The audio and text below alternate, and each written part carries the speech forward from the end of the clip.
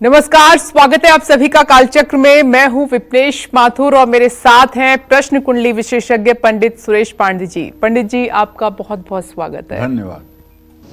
नीलम किसके लिए शुभ, नीलम किसके लिए अशुभ, नीलम कैसे बदलेगा आपकी तकदीर। नीलम पहने लेकिन संभल कर। देखिए कालचक्र।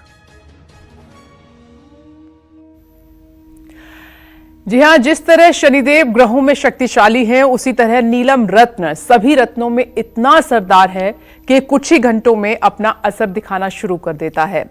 अगर आप भी नीलम पहनते हैं या आपको किसी ने नीलम पहनने की सलाह दी है तो आज का कालचक्र जरूर देखिए, क्योंकि आज पंडित सुरेश पांडे जी आपको बताएंगे नीलम रत्न से जुड़ी वो बातें जो आपके लिए जानना बेहद जरूरी है।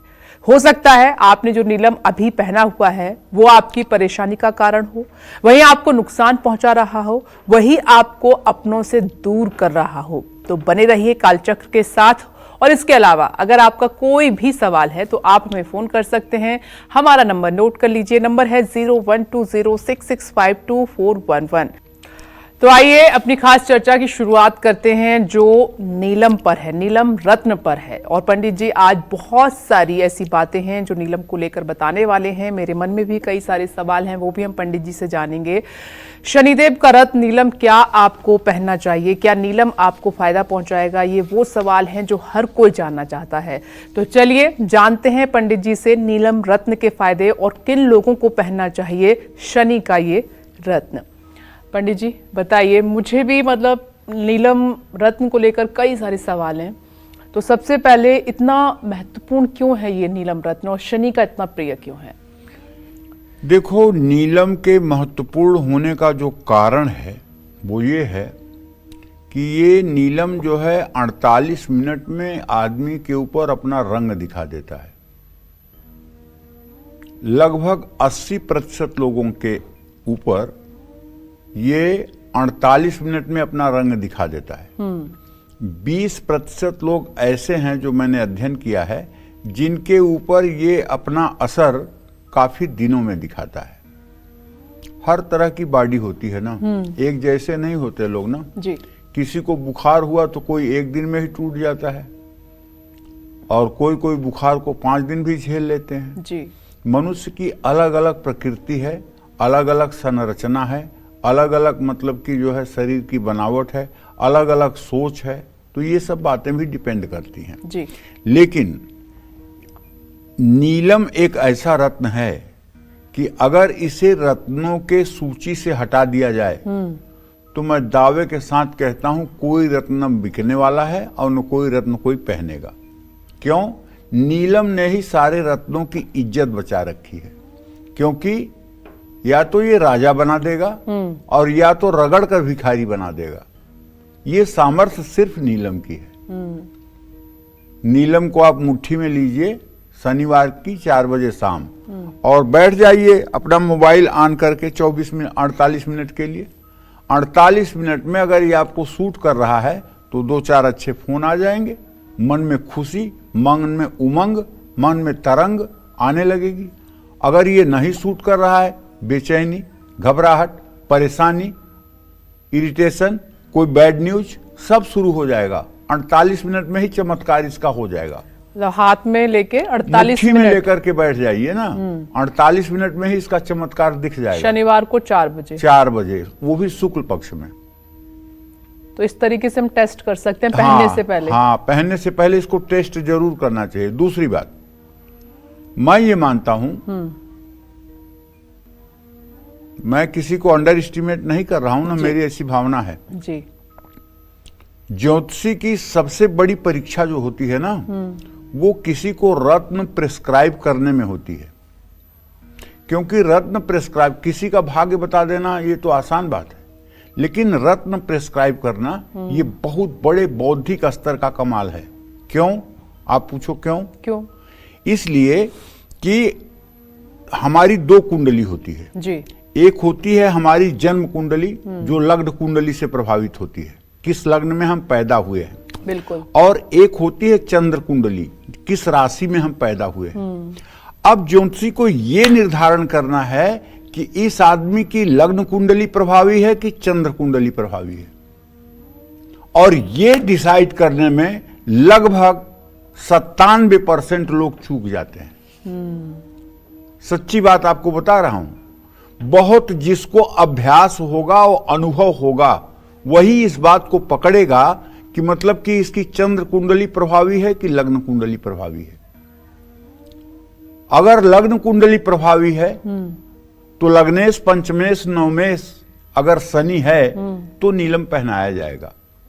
अगर चंद्र कुंडली प्रभावी है तो चंद्रमा से स्थित, चंद्रमा की जिस राशि में बैठा हुआ है वो राशि या उससे 5वीं राशि या उससे 9वीं राशि का अधिपति माने मालिक अगर शनि होगा तभी नीलम पहनाया जाएगा। अब ये डिसाइड करना बड़ी बात होती है कि किसकी चंद्र कुंडली प्रभावी है कि किसकी लग्न कुंडली प्रभावी है। ये तब पता लगता है जब व्यक्ति का आप मुखमंडल देखते हैं, चेहरा देखते हैं, उसकी लंबाई देखते हैं, उसकी बनावट देखते हैं, उसके एजुकेशन के बारे में कुछ समझते हैं, तब आप मिलाइए कि ये चीजें लग्न कुंडली से मैच कर रही हैं कि चंद्र कुंडली से मैच कर रही हैं। वैसे पंडित जी, नॉर्मल जो डिस्कशन आम लोगों में होता है रत्न को लेकर, लोग डरते भी हैं। ये बोला जाता है कि जी सोच समझ के पहनिएगा। बात तो सही कह रही हो, लोग डरते जरूर हैं, लेकिन जो बताने वाले हैं ना वो नहीं डरते हैं। वो तो जैसे चूहा कबूतर के ऊपर एक्सपेरिमेंट किया जाता है वैसे जल्दी से दूसरों को रतन बता करके और एक्सपेरिमेंट कर लेते हैं, क्योंकि नुकसान तो सामने वाले का होगा, उनका क्या होगा। बिल्कुल, नुकसान सामने वाले का होगा, उनका क्या होगा। बिल्कुल सही बात। कौन सा वो बताने का गारंटी कार्ड इशू कर रहे हैं कि उनके ऊपर कोई क्लेम हो जाएगा। इसलिए उनके तो मुंह से निकलना है, या तो रतन बेचने की शौक है या तो रतन की वाहवाही कराने की। मैं बताऊं आपको, आप कह रही हो कोई मतलब कि बंगाल के जितने लोग आते हैं मिलने के लिए, कलकत्ता से भी बहुत से लोग आते हैं मिलने के लिए, ऐसा नहीं आते। हमने देखा है, उन लोगों ने दिखाया है, यहां हाथ पर चांदी की एक पूरी चेन, उसमें कम से कम 6 लॉकेट, यहां चांदी की पूरी एक बेल्ट जिसमें 6 रतन, गले में मतलब कि 5 रतन। क्या है, कौन सी मतलब कौन सा ग्रंथ है ये अलाउ करता है? कौन सा ग्रंथ कहता है कि यहां रतन पहनना चाहिए? कौन सा ग्रंथ कहता है कि बाजुओं में रतन पहनने से लाभ होता है? उंगलियों में ये उंगली बुध की है जी, ये उंगली सूर्य की है, ये उंगली शनि की है, ये उंगली बृहस्पति की है। इसके अनुरूप अगर हम रतन पहनते हैं तो उंगलियों से स्पंदन होता है और इसका प्रभाव शरीर में जाता है जी। या हृदय पर स्पंदन होता है, इसका प्रभाव जाता है लॉकेट में पहनने पे। लेकिन यहां बाजुओं में क्या है?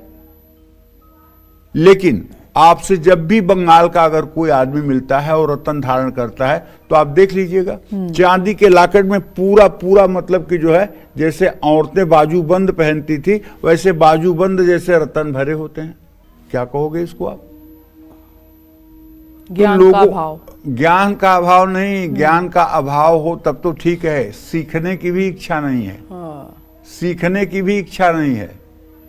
कलिमल ग्रसे धर्म सब लुप्त भय सदग्रंथ, दम्भिन निजमति कल्पिकर प्रगट किए बहुपंथ। एक बात सुनो विपनेश, बहुत बड़ी विडंबना हमारे समाज की ये है कि जिस काम में सबसे जीनियस आदमी होना चाहिए जी, उस काम में सबसे डफर लोग हैं। बिल्कुल। पंडिताई या धर्म का कार्य जो है जीनियस लोगों को करना चाहिए, जो बहुत बौद्धिक क्षमता से संपन्न हो, और ये बौद्धिक क्षमता बाई बर्थ होती है। तो इनको बढ़ावा कैसे मिल रहा है समाज में? जन्मजात होती है, समझ रही हो ना। लेकिन जो आईआईटी करने वाले हैं, जो आईएएस करने वाले हैं, जो आईपीएस करने वाले हैं, जो नीट एग्जाम क्वालिफाई करने वाले इस मेरिट के लड़के हैं, उनको तो उस दिशा में भेज दिया जाता है।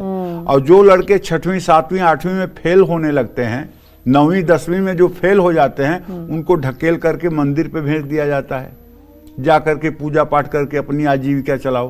तो वहां पहुंच करके 10-20 मंत्र याद करके चंदन लगा करके अपनी आजीविका चलाने लगते हैं। अब ऐसे लोग अगर समाज का मार्गदर्शन करेंगे तो समाज को क्या मार्गदर्शन करेंगे? अगर कोई विद्वान और मतलब कि शास्त्रों का ज्ञाता समाज का दिग्दर्शन करे तो समाज का भला जरूर होगा। बिल्कुल। लेकिन विडंबना, आज मार्गदर्शन के इस कार्य को हेय दृष्टि से देखा जाता है।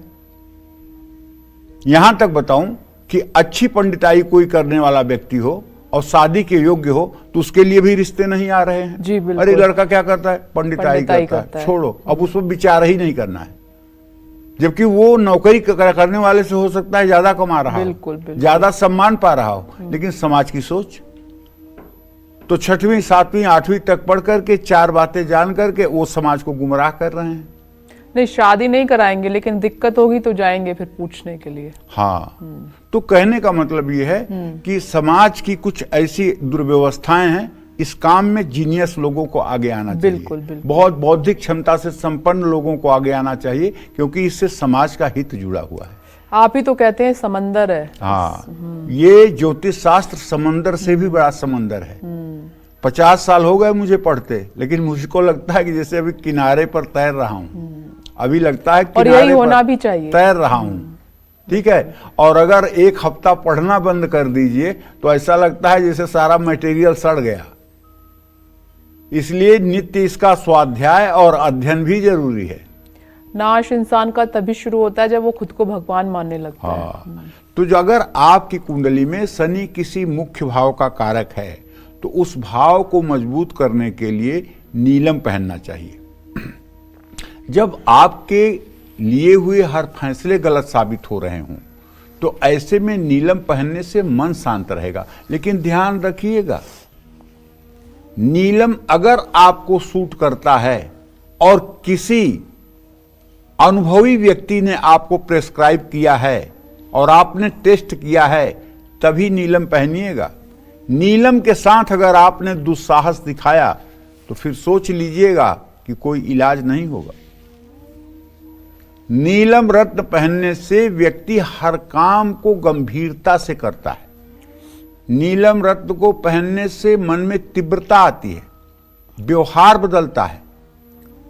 शनि रिसर्च का कारक होता है, ऐसे में शनि का रत्न नीलम मन को शांत करता है और रिसर्च के काम में व्यक्ति अच्छा प्रदर्शन करता है। नीलम में एल्यूमिनियम ऑक्साइड और क्रोमियम पाया जाता है जो दिमाग को तेज करता है। वृषभ, मिथुन, कन्या, तुला, मकर और कुंभ लग्न वालों के लिए और इन्हीं राशियों के लिए नीलम अच्छा होता है। अब फिर फंस गई बात ना। अब आप डिसाइड करो कि लग्न कुंडली प्रभावी है कि चंद्र कुंडली प्रभावी है। अब जब दोनों में डिसाइड कर पाओगे तभी नीलम बता पाओगे। हो सकता है किसी की वृषभ लग्न हो, सिंह राशि हो, आप नीलम पहना दोगे? तो इसलिए यही डिसाइड करना बहुत कठिन बात है कि लग्न कुंडली प्रभावी है कि चंद्र कुंडली प्रभावी है। ये जो निर्णय करना जानता है वो ज्योतिषी है, वो गणित, वो देवज्ञ है। उसको देवज्ञ कहा जा सकता है जिसको ये विवेक है कि दूध और पानी मिला के रख दिया, जिसने दूध पी लिया पानी छोड़ दिया, जो नीर क्षीर विवेकी है, जिसको ये पता है कि चंद्र कुंडली प्रभावी है कि लग्न कुंडली प्रभावी है। ये निर्णय करने की जिसके अंदर क्षमता है वो दैवज्ञ की कोटि का व्यक्ति है, वो ज्योतिषी है और वो सामने वाले का हित कर सकता है। जय मां विंध्यवासिनी। तो देखिए, आज हमने कहा था कि हमारी चर्चा आज की बेहद खास है, नीलम रत्न को लेकर है। ऐसी ऐसी जानकारी पंडित जी आपको दे रहे हैं, इससे पहले आपको नीलम रत्न के बारे में नहीं पता होंगी। तो ध्यान से देखिएगा आज का कालचक्र, और ये जरूरी है आपके लिए। आइए मेष राशि की बात कर लेते हैं। कैसी रहेगी आर्थिक स्थिति, कामकाज, रिश्ते, सेहत साथी, क्या है आज का उपाय आपके लिए, शुभ अंक क्या है, शुभ रंग क्या है, जान लेते हैं। देखिए भाई, मेष राशि के जातकों से कहना चाहूंगा कि राहु अभी भी आपके व्यय भाव में है, खर्च के स्थान में है, और उसका स्वामी बृहस्पति आपके धन के स्थान में है। तो बड़ा ही बुरा योग चल रहा है, व्यर्थ के खर्चे होंगे। लेकिन अगर आप थोड़ी सी कोशिश करेंगे तो कुछ सेविंग भी कर पाएंगे। कामकाज के कारण आपको यात्राएं करनी पड़ेंगी, लंबे समय से रुके हुए पारिवारिक काम भी आप पूरे कर पाएंगे। भाग दौड़ के बावजूद भी आपका स्वास्थ्य अच्छा रहेगा। अति आत्मविश्वास से आपको बचना चाहिए। किसी मजदूर या जरूरतमंद को भोजन कराना चाहिए। शुभ अंक आपके लिए 6 है। शुभ रंग आपके लिए हरा है। जय मां विंध्यवासिनी। और अब हम बात करेंगे वृषभ राशि की। कैसी रहेगी आर्थिक स्थिति, कामकाज, रिश्ते और सेहत साथी क्या है आज का उपाय आपके लिए, शुभ अंक क्या है और शुभ रंग क्या है, जान लेते हैं।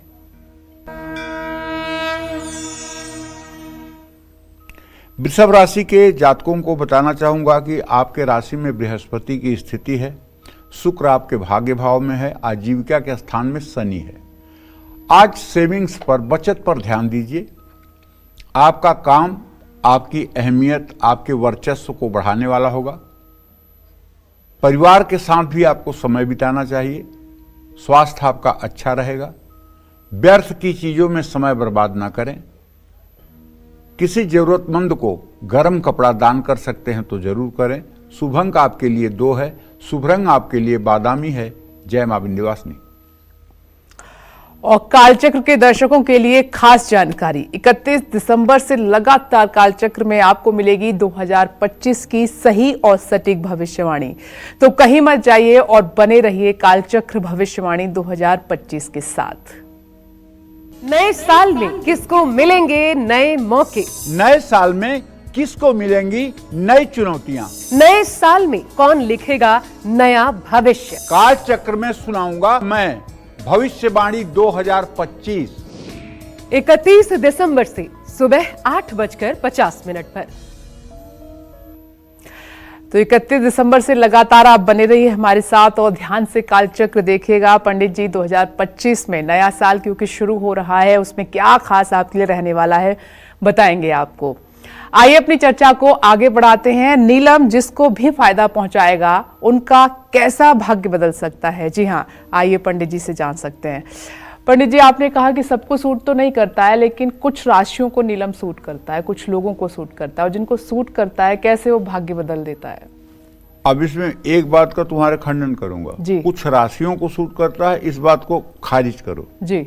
इस बात को मानो कुछ लोगों को सूट करता है। ठीक है। क्योंकि उसी राशि के व्यक्ति के लिए सूट भी करता है, उसी राशि के व्यक्ति के लिए सूट नहीं भी करता है। अब एक राशि के भारत में 12 करोड़ लोग हैं। अब 12 करोड़ लोगों को नीलम नहीं सूट करता है। उस 12 करोड़ में हो सकता है 5 करोड़ लोगों को सूट करता हो, 7 करोड़ लोगों को ना सूट करता हो। जी। तो सभी राशि के लोगों को लिए ऐसा नहीं कि नीलम सूट करेगा। लग्न का भी प्रभाव अगर ज्यादा है तो उसको भी देख करके निर्णय किया जाएगा। जी। तो नीलम जिस व्यक्ति के लिए शुभ होगा उसको धन, संपत्ति, सुख, यश, मान सम्मान, आयु, बुद्धि, वंश की वृद्धि कराएगा। रोग और दरिद्रता से मुक्ति दिलाएगा। मुख की कांति और आंखों की रोशनी को बढ़ाएगा। नीलम पहनने से नौकरी करने वालों की नौकरी में स्थायित्व आएगा। नीलम जिसको फायदा पहुंचाता है उसको किसी भी बीमारी में जल्दी आराम मिल जाता है। नीलम धारण करने से राजनीति में सफलता मिलती है। जो लोग शनि से जुड़े कारोबार में हैं उनको नीलम रत्न बहुत ज्यादा फायदा पहुंचाता है। जय मां विंध्यवासिनी। चलिए आगे अब मिथुन राशि की हम बात कर लेते हैं। आज आपका दिन कैसा रहने वाला है पंडित जी से जानते हैं।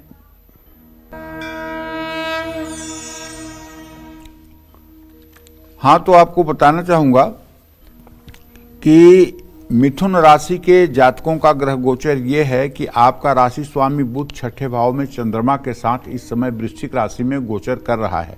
लेकिन आपके व्यय भाव में बृहस्पति और आपके व्यय भाव का स्वामी शुक्र, इन दोनों की स्थिति को देखते हुए, इनकी पंचमस्थ नवमस्थ स्थिति को देखते हुए हम ये कह सकते हैं कि आज जरा सा अगर आप मन बनाइए तो आप अपने कर्जे खत्म कर सकते हैं और धन लाभ भी कर सकते हैं।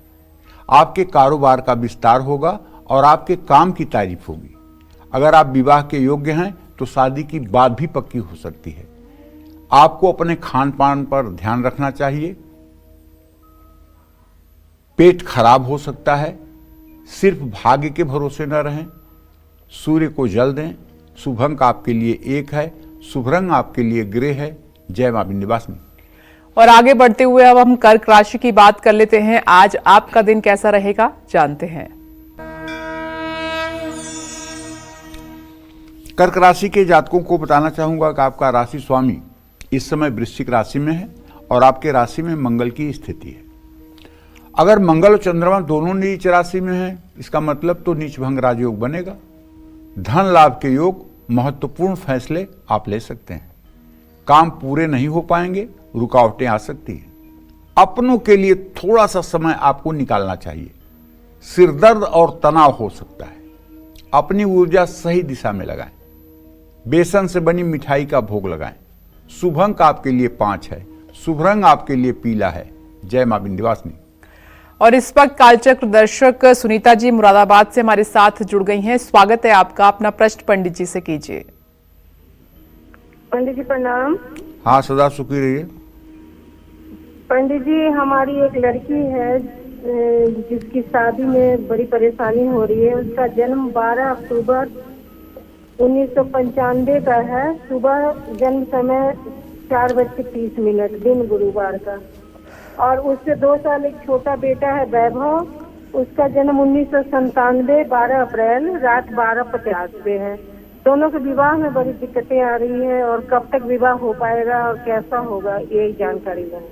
देखिए, आपके बेटी का विवाह तो मैं बता रहा हूं 18 मई 2025 से 9 जून 2025 के बीच हो जाएगा। थोड़ा प्रयास करिए, थोड़ा हाथ पैर मारिए, प्रयास करिए, क्योंकि योग बहुत हो, लेकिन अगर आप हाथ ही न बढ़ाएं, थाली आपके सामने रखी हो, आप थाली तक हाथ ही न पहुंचाएं, तो भोजन मुंह में नहीं जाएगा। प्रयास की बिल्कुल कमी दिखाई दे रही है। साल में एक बार आप लोग प्रयास करते हैं और सफलता न मिलने पे चुप होकर बैठ जाते हैं।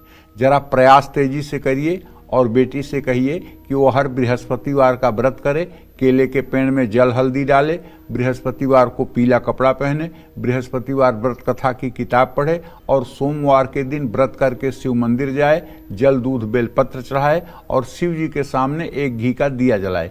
निश्चित रूप से जो तारीख मैंने बताया है ना, 18 मई 2025 से 9 जून 2025 के बीच में उसका पाणी ग्रहण संस्कार हो ही जाएगा। जहां तक आपने अपने बेटे के बारे में सुनीता प्रश्न किया है, तो उसके बारे में भी आप जान लीजिए। सूर्य और शनि की स्थिति तृतीय एकादश की है। ये बेटी का विवाह डिवाइडर है।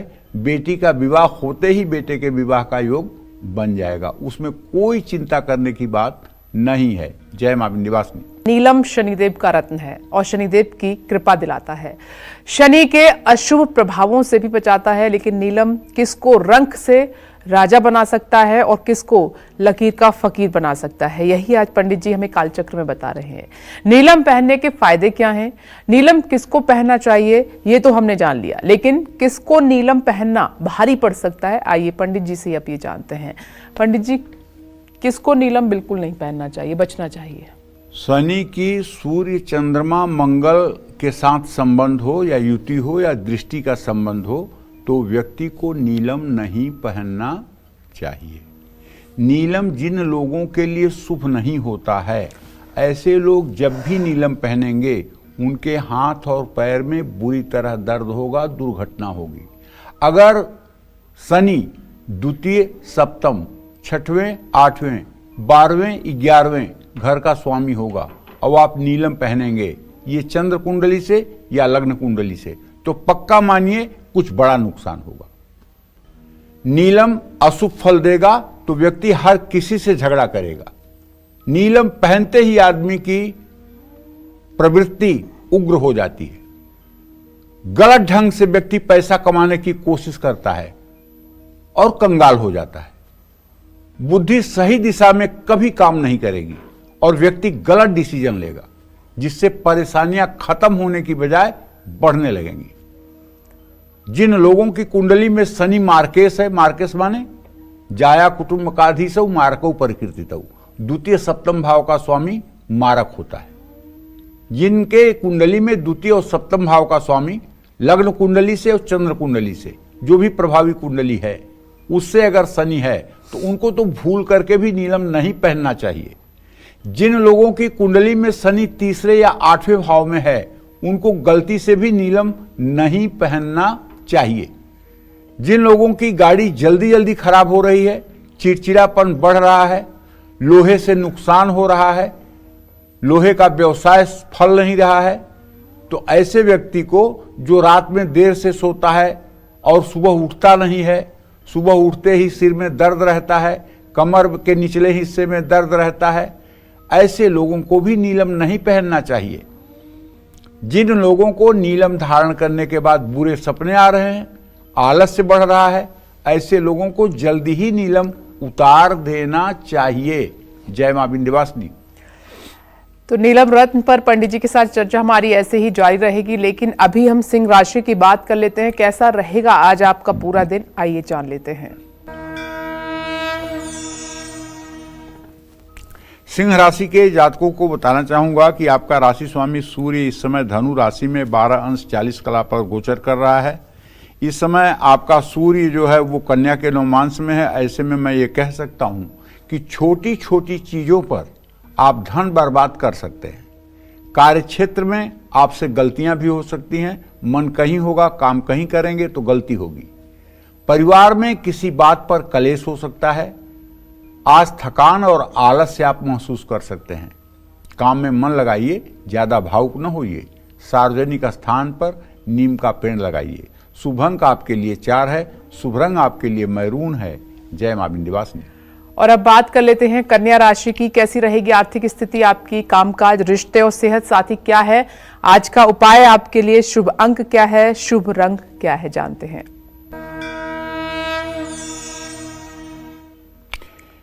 देखिए, कन्या राशि के जातकों को बताना चाहूंगा कि आपका राशि स्वामी बुध इस समय वृश्चिक राशि में चंद्रमा के साथ तृतीय भाव में आज गोचर कर रहा है और आपके आजीविका भाव का स्वामी भी बुध बनता है। ऐसे में मैं कह सकता हूं कि अगर कहीं कुछ पैसा लगाना आप उचित समझ रहे हैं तो दिन आपके लिए ठीक है। साझेदारी में लेकिन नुकसान हो सकता है। गलतफहमी की वजह से रिश्ते बिगड़ सकते हैं। तामसिक चीजों का सेवन, आपको मदिरा, मांस, इन सब चीजों का सेवन आज बिल्कुल नहीं करना चाहिए। अपनों की सलाह को नजरअंदाज नहीं करना चाहिए। किसी भूखे व्यक्ति को हो सके तो कढ़ी चावल खिलाएं। शुभ अंक आपके लिए 8 है, शुभ रंग आपके लिए समुद्री हरा है। जय मां विंध्यवासिनी। एक बार फिर से आपको बता दें, कालचक्र के दर्शकों के लिए खास जानकारी है। 31 दिसंबर से लगातार कालचक्र में आपको मिलेगी 2025 की सही और सटीक भविष्यवाणी। तो कहीं मत जाइए और बने रहिए कालचक्र भविष्यवाणी 2025 के साथ। साल बदलते ही क्या बदलेगी आपकी तकदीर? साल बदलते ही क्या बदलेंगे आपके सितारे? काल चक्र में जानिए मेरी जुबानी 2025 की भविष्यवाणी। 31 दिसंबर से लगातार सुबह 8:50 पर। तो आप बने रहिएगा 31 दिसंबर से लगातार कालचक्र भविष्यवाणी 2025 के साथ, क्योंकि 2025 ये नया साल जिसका हम सबको इंतजार रहता है। पंडित जी इस पर क्या खास आपके लिए बताने वाले हैं, 2025 आपके लिए कैसा रहेगा, तो ध्यान से देखिएगा, सुनिएगा पंडित जी को। 31 दिसंबर से लगातार कैसा नीलम पहनना आपकी आमदनी, आपकी पर्सनालिटी, आपकी सेहत और आपके परिवार के लिए बहुत खतरनाक और नुकसानदायक साबित हो सकता है। आइए पंडित जी से जान लेते हैं। पंडित जी, इसका तो जवाब आप दीजिएगा, लेकिन आजकल मार्केट में सब्स्टिट्यूट भी है नीलम का, जो नहीं खरीद पाते हैं वो एक नीली रत्न पहनते हैं। नीली रत्न कुछ फायदा नहीं करता बेटा जी। ये मन के संतोष के लिए है कि अगर आप नीलम नहीं पहन पा रहे हैं तो नीला रत्न आपने पहन लिया, ये मन के संतोष के लिए है। इसका मतलब कि जीवन पर फर्क पड़ता हुआ नहीं देखा गया है। हाँ, एक रत्न है जी, जो नीलम का उपरत्न है। अगर आपको नीलम सूट करता है तो उस रत्न को भी आप धारण करें तो उतना ही काम करेगा जितना काम नीलम करता है। लेकिन उस रत्न की एक खासियत है कि उस 6 महीने के बाद उसकी आयु ज्यादा से ज्यादा 6 से 8 महीने होती है। 6 से 8 महीने के बाद वो निष्क्रिय हो जाता है। और नीलम की? नीलम की आयु अनंत है। मतलब आप भी एक पीढ़ी पहन सकते हैं, आपके आगे आने वाली भी पीढ़ी को अगर सूट करता है तो पहन सकता है। वही मतलब नीलम। अनादिकाल तक हाँ उसे पहना जा सकता है, कोई दिक्कत नहीं। केवल दूध जल से, गंगा जल से धोया और ओम संग सनश्चराय नमः इस मंत्र का जप किया और दूसरा व्यक्ति भी जिसको नीलम सूट कर रहा है वो धारण करे, कोई दोष नहीं लगता है। पंडित जी एक बार इसकी कीमत भी बताइए, क्योंकि लोगों को पता होना चाहिए कि नीलम देखो, एक्चुअल जो नीलम है वो मैं ना कितने। जौहरी हूँ और ना नीलम की कीमत जानता हूँ, लेकिन ये जानता हूँ कि नीलम बहुत महंगा रत्न है। ठीक है। एक बार ऐसे ही कौन बनेगा करोड़पति प्रोग्राम में अमिताभ बच्चन का प्रोग्राम मैं देख रहा था, तो उनके हाथ में मैंने नीलम देखा। वो नीलम ऐसा था कि बार बार निगाह उसी पर नीलम पे जा रही थी। तो मैंने एक जौहरी से पूछा कि यार ऐसा नीलम कितने में मिल सकता है? तो उसने कहा कि गुरुजी ऐसा नीलम कम से कम 7-8 लाख रुपए में मिलेगा। 6-7 रत्ती का नीलम रहा होगा तो 1 लाख रुपए रत्ती हो गया। ठीक है। लेकिन मार्केट में जो लोग बेच रहे हैं 10-12-15 हजार रुपए रत्ती वाला भी बेच रहे हैं। और नीलम में भी कई क्वालिटी है। अच्छा, नीलम की पहचान जान लो क्या है? जी। नीलम की पहचान ये है, नीलम की जगह लोग मतलब कि जो है आजकल बैंकॉक का ब्लू सैफायर भी बेच रहे हैं, जो मतलब एकदम आर्टिफिशियल है। नीलम की पहली पहचान है कि अगर ओरिजिनल नीलम होगा तो थोड़ा सा तृण का टुकड़ा और नीलम के पास ले जाइए ना, तो नीलम उस तृण के टुकड़े को अपने से चिपका लेगा। अगर नीलम ओरिजिनल नहीं होगा तो गारंटी के साथ वो नहीं चिपकाएगा। अगर वो शीशा होगा, अगर वो नीली होगा तो नहीं चिपकाएगा। जी। अगर चिपका रहा है, तृण को अपनी तरफ आकर्षित करके चिपका रहा है, तो इसका मतलब वो नीलम है। और नीलम जो सबसे अच्छा है वो मोरपंखी नीलम है। मोरपंखी। हाँ, सबसे अच्छा नीलम मोरपंखी नीलम है। और सबसे खराब नीलम अगर कोई है तो क्षत्रिय वर्ण नीलम है, जिसमें लालिमा दिखाई देती है। ये लालिमा वाला नीलम तो सूट करने वाले को भी अनसूट कर जाता है। ये बहुत डेंजरस स्टोन है, ये बहुत खतरनाक है। और इसका खोना कितना खतरनाक है? खोने से तो बहुत ज्यादा असर नहीं पड़ता है, आप फिर दूसरा बनवा लीजिए। जी। ठीक है ना।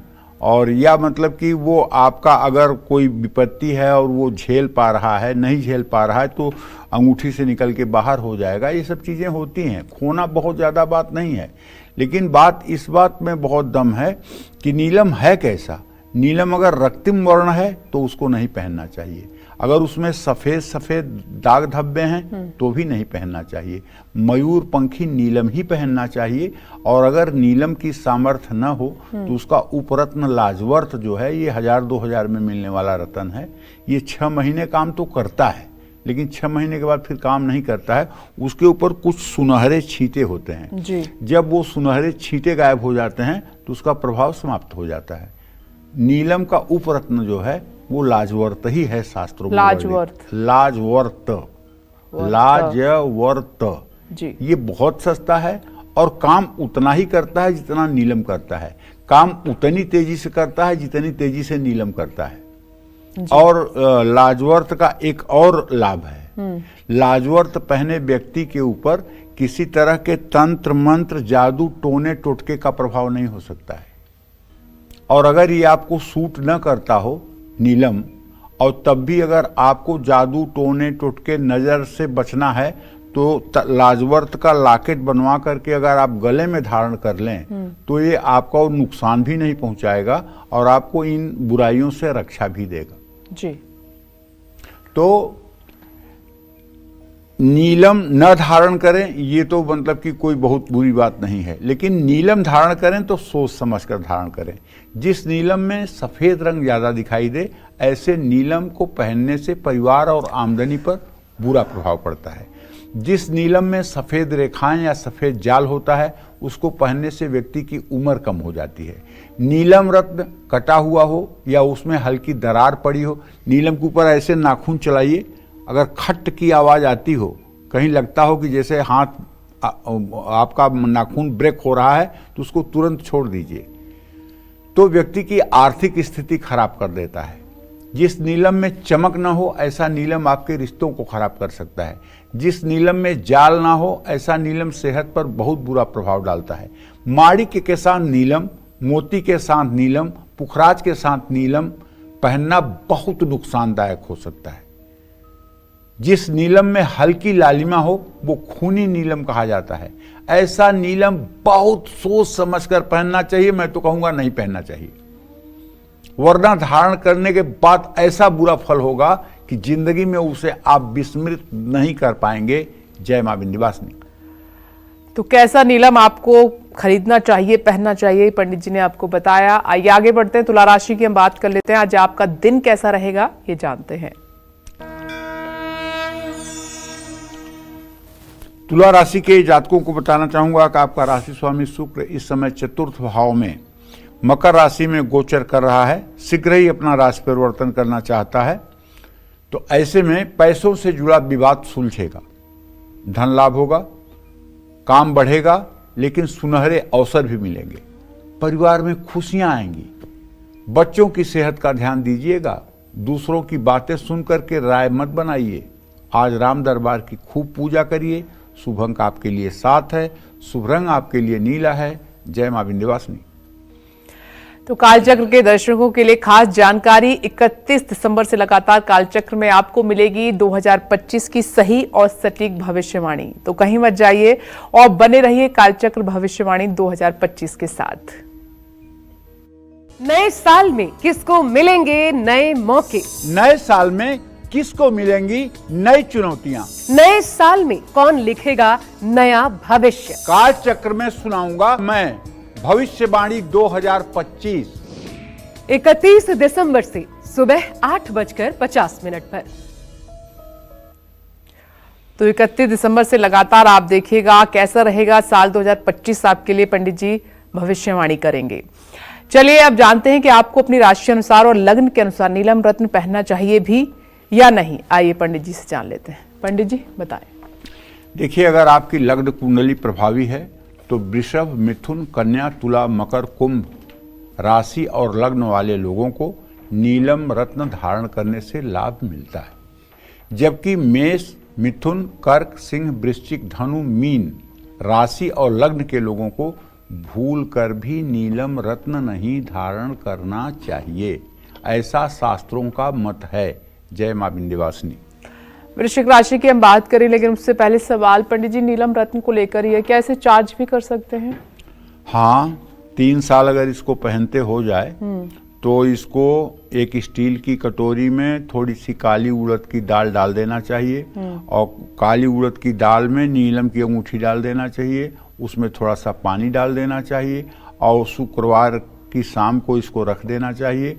फिर शनिवार को 4 बजे शाम इसको उसमें से निकाल करके और दूध और गंगा जल से धो करके और ओम शंख शनश्चराय नमः का 108 बार मंत्र जप करके और फिर इसको धारण कर लेना चाहिए। जितने भी रत्न हैं उनकी चार्जिंग जो होती है वो केवल अनाज से ही होती है जी। हाँ, जैसे माणिक्य को चार्ज करने के लिए गेहूं, चंद्रमा को चार्ज करने के लिए चावल और मूंगा को, मोती को चार्ज करने के लिए चावल, मूंगा को चार्ज करने के लिए लाल मसूर, बुध को चार्ज करने के लिए हरी मूंग, बृहस्पति को चार्ज करने के लिए चने की दाल, शुक्र को चार्ज करने के लिए चावल और नीलम को चार्ज करने के लिए काली उड़द की दाल। मतलब शुक्र नहीं, उसको आप ओपल कह सकते हैं या हीरा कह सकते हैं। हीरे को चार्ज करने के लिए चावल और इसी तरह से नीलम को चार्ज करने के लिए काली उड़द की दाल। और जैसे मतलब कि गोमेद और लहसुनिया भी रत्न है, तो गोमेद को अगर चार्ज करना हो तो उसे भी काली उड़द की दाल में कर सकते हैं।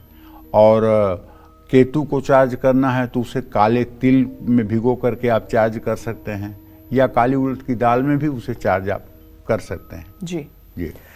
तो देखिए चार्ज कैसे करना है ये पंडित जी ने आपको बताया। चलिए वृश्चिक राशि की हम बात कर लेते हैं जल्दी से, कैसा रहेगा दिन आपका आज, आइए जान लेते हैं। पंडित जी बताएं।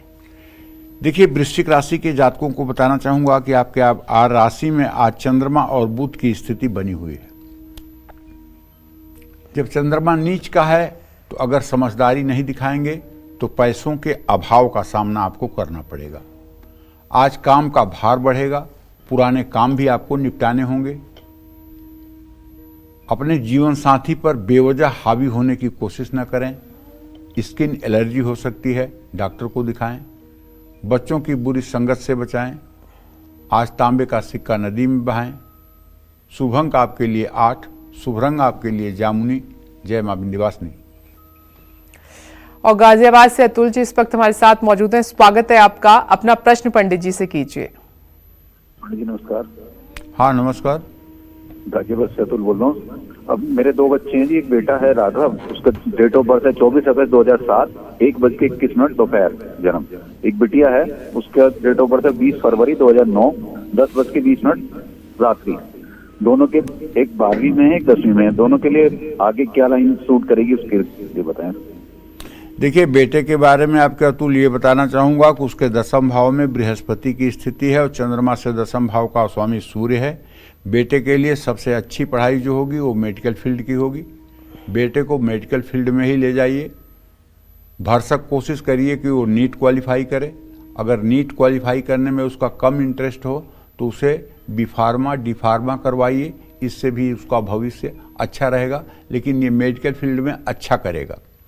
जहाँ तक बेटी के बारे में अतुल आपने प्रश्न किया है तो उसके बारे में आपको बता दूं कि मंगल की स्थिति, शुक्र की दृष्टि है।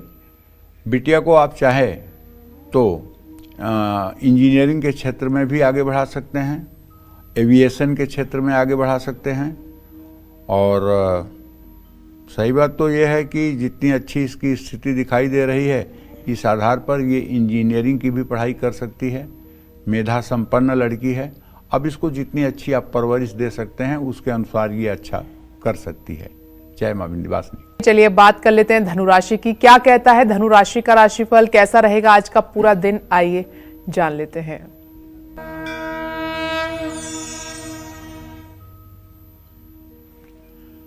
धनु राशि के जातकों को ये कहना चाहूंगा कि आपके राशि में सूर्य की स्थिति है। आपका राशि स्वामी बृहस्पति फिर भी अच्छी स्थिति में नहीं है, अपने से 6ठे भाव में है। इसलिए मेरा जहाँ तक सोचना है कि अगर आपके आर्थिक पहलू पे ध्यान दूं तो बचत करने में दिक्कत आएगी और आपके ऊपर काम का थोड़ा दबाव भी होगा।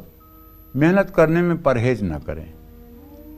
आपकी लापरवाही से कोई आपको परेशान कर सकता है, इसलिए आप लापरवाही न बरतें। पाचन कमजोर रह सकता है जिससे दिक्कत होगी। तनाव बिल्कुल न लें। प्लानिंग बनाकर कोई काम करें। गर्म कपड़े किसी जरूरतमंद को दान करें। शुभ अंक आपके लिए 6 है, शुभ रंग आपके लिए बैगनी है। जय मां विंध्यवासिनी। और आइए मकर राशि की हम बात कर लेते हैं, जानते हैं कि आज आपका भाग्य कितना मजबूत है। मकर राशि के जातकों को बताना चाहूंगा कि आपके धन भाव में शनि मूल त्रिकोण राशि का भले है, लेकिन चंद्रमा की नीच राशि में स्थिति ऑनलाइन फ्रॉड से आपको बचना चाहिए। साझेदारों से विरोध का सामना करना पड़ेगा। दोस्तों से मनमुटाव हो सकता है। यात्रा से थकान और आलस्य महसूस करेंगे। अपनों का दिल न दुखाएं और शक न करें। किसी धार्मिक स्थल में सेवा करें। शुभ अंक आपके लिए 3 है, शुभ रंग आपके लिए नेवी ब्लू है। जय मां विंध्यवासिनी। और इस वक्त कालचक्र दर्शक मंजू जी छपरा बिहार से हमारे साथ जुड़ गई हैं। आपका बहुत बहुत स्वागत है। अपना सवाल पंडित जी से कीजिए। प्रणाम पंडित जी। हाँ, सदा सुखी रहिए। पंडित जी, मैं छपरा बिहार से बोल रही हूँ। मेरा जन्म तिथि है 1972, 7 जून को शाम को 4:15 पर। हाँ हाँ पंडित जी, मतलब मैं कमर के नीचे नसों की बीमारी से बहुत दिक्कत में हूँ, तो हमको क्या उपाय करना चाहिए? आंखों से भी बहुत तकलीफ है, ग्लूकोमा की शिकायत है, तो उठना बैठना झुकना सब मना है, तो ऐसा कोई उपाय बताइए जो हो सके। आपसे बात हुई थी तो आप बोले थे सीताराम सीताराम कहो, 20 मिनट तो तुम्हारा दुख दूर हो जाएगा। 1.5 साल से मैं कह रही हूँ, ना घर परिवार अच्छा है, ना मतलब शरीर से मैं स्वस्थ हूँ। और उसके बाद दूसरा सवाल है कि मैं पंचमुखी हनुमान जी का चित्र मुख्य द्वार के आगे पीछे लगाई हूँ, ठीक है कि नहीं? और तीसरा सवाल है कि मैं मुख्य द्वार के सामने आंवले के पेड़ लगा सकती हूँ। और चौथा सवाल है कि एक दिन आप अपने प्रोग्राम में लोहे का पाया और चांदी का पाया वाला प्रोग्राम दिखाइए ना। अच्छा, ठीक है। तो मैं आपसे ये बताना चाहता हूँ कि देखिए सीताराम नाम जो है अनमोल है, और ये जीवन तो निश्चित है कि आज नहीं तो कल खत्म होना है। और सीताराम नाम अगर एक बार भी श्रद्धा से आ गया है तो जाने का टिकट समझ लीजिए कि बहुत अच्छा बन गया है। तो इसलिए सीताराम तो 20 मिनट तो मैं ऐसे आपको फुसलाने के लिए कहता हूँ, हकीकत तो ये है कि हर सांस में सीताराम होना चाहिए। उठते बैठते सोते जागते खाते पीते नहाते धोते हर समय सीताराम सीताराम सीताराम होना ही चाहिए।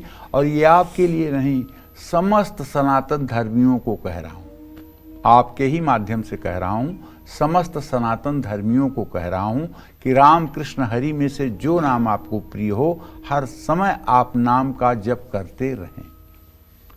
देखिए, आपके बीमारी के लिए मैं कह सकता हूँ कि अगर आप हनुमान बाहुक का पाठ करना शुरू करें और एक पाठ सुबह एक पाठ शाम करें तो 125 दिन के अंदर आपके रोग का इलाज मिल जाएगा। क्योंकि हनुमान जी की कृपा से कुछ भी असंभव नहीं है, लेकिन आप कितनी श्रद्धा से करेंगी इस बात पर विश्वास करिए। आप अगर ये विश्वास करके करेंगे कि मुझे लाभ मिलेगा तो लाभ मिलेगा। हनुमान जी का चित्र आगे पीछे लगाना मुख्य द्वार पर कोई बुराई नहीं है, और जहां तक आंवले का पेड़ लगाने का प्रश्न है तो आप लगा सकती हैं। अपने दरवाजे से निकलते समय हल्का सा दाहिने हाथ पे लगाइएगा। आंवले का पेड़ लगाना कोई द्वार वेद नहीं करता है, कोई वृक्ष वेद नहीं करता है। जय मां विंध्यवासिनी। और चलिए अब बात कर लेते हैं कुंभ राशि की, जानते हैं कि आपका दिन कैसा रहेगा। कुंभ राशि के जातकों को बताना चाहूंगा कि आपका राशि स्वामी स्वगृही है। आर्थिक मदद मिलेगी, अपने लोगों से मिलेगी। अपने भविष्य के लिए कुछ बड़े कदम आप उठा सकते हैं। माता पिता से सहयोग मिलेगा। आज आप ऊर्जावान महसूस करेंगे। सलाह लेकर बड़े फैसले लें। गाय को हरा चारा खिलाएं। शुभ अंक आपके लिए 2 है। शुभ रंग आपके लिए आसमानी है। जय मां विंध्यवासिनी। और अब हम बात करेंगे मीन राशि की, जानते हैं कि आज आपका भाग्य कितना साथ देगा।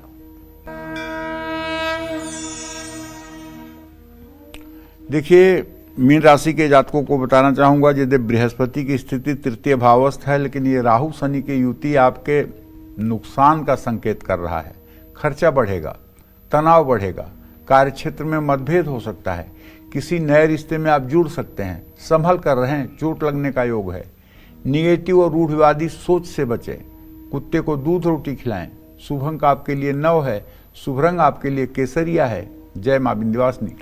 और चालीसा पढ़ने से क्या मिलता है लाभ और क्यों हम सभी को जरूर पढ़नी चाहिए चालीसा से जुड़े हर सवाल का जवाब देंगे पंडित जी। में बहुत से लोग अलग अलग देवी देवताओं की चालीसा पढ़ते होंगे, लेकिन क्या आप चालीसा के महत्व को जानते हैं? क्यों पढ़नी चाहिए चालीसा और क्या है चालीसा पढ़ने के महालाभ? आइए पंडित जी से जान लेते हैं।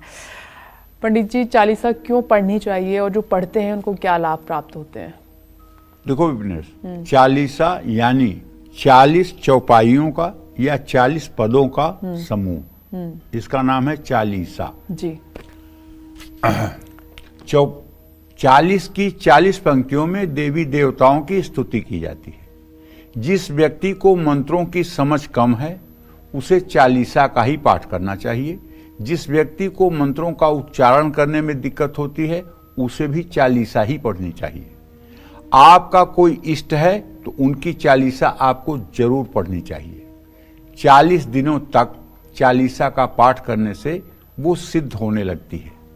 हर देवी देवता की चालीसा के सिद्ध होने का समय भी अलग अलग होता है।